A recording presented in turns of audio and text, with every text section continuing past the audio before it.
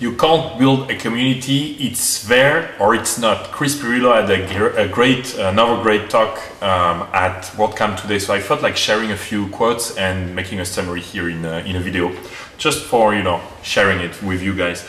But basically, brands, of course, he started by saying that brands and PR firms generally don't get it, because they invite you, and I'm sure it happens to you all the time, to get into viral stuff. And Chris said, I never want to get into any viral thing about any community ever. It's just me, because it's generally completely fake. And he also said, like, if you think a blog, or I would say any tool, is a community, then you're just a tool as well, because that doesn't help, right? A blog is just a tool, and all the tools in the world cannot make it a community if you don't use it with passion. A community happens, as Chris says. It doesn't, you know, come like if you just use a tool. It happens around you if it keeps going while you don't do anything. I thought that was a great point. For example, if you go to live.pirillo.com, you will generally see Chris community talk amongst themselves 24 hours a day, even when Chris is not there. It happened to me as well at the web. My conference, as a friend in my community, Jacques Froissan, has put an event which he called Before the Web, and I was completely stupid because I felt like controlling it and saying, oh, but this is, you know, this is you use the web brand, you shouldn't, and so on. Was stupid. It actually meant that the web is a community, and he started building an event around it, and it happened without me.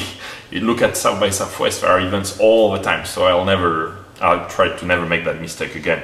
So you have a community, it happens or it doesn't. And it happens obviously if you share, if you have passion, if it's from the heart, if you bring something to people. It's something that Darren Rose of ProBlogger insists on all the time, like, you know, say something, share something interesting. Chris said, also reminded the audience that it's not about you, the ego thing, right? It's not about you, it is, how did he say it? He says, it is inside you, but it's not about you. Same, I was thinking about the web as well, where I am on stage all the time, but it's nothing about me. It's all about the speakers and the web, and, you know, how it's changing everything, but there's nothing about me at the web.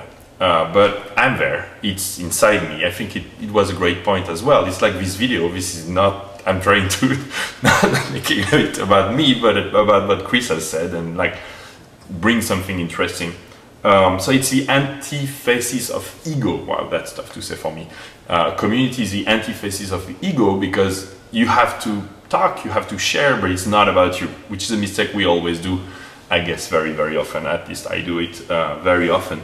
And so it's interesting because he said also that you have to define yourself by what you share. If you have something to say it, and define yourself by who you are instead of what people would say. And that's what Gary Vaynerchuk, another friend, says all the time. And so I was wondering if it was from Chris or from Gary originally, but it's very, very, very true. Yeah, so now the question is, can you build a community or not? Chris says, cultivate your community by sharing regularly and bringing value. And that's funny because we actually chose build your community as a tagline at Seismic. And so should I change it? I don't think so. I think we agree that building for me means sharing, but I like the cultivating the garden image as well. What do you think? Do you think you can build your community? And how do you think we can build it? I don't know. Anyway, that was my video. I've not been doing much videos recently because, one, I'm fat, I got a little fat, and two, I was super busy doing the desktop itself, but I'll start doing again. I like video, so here we go.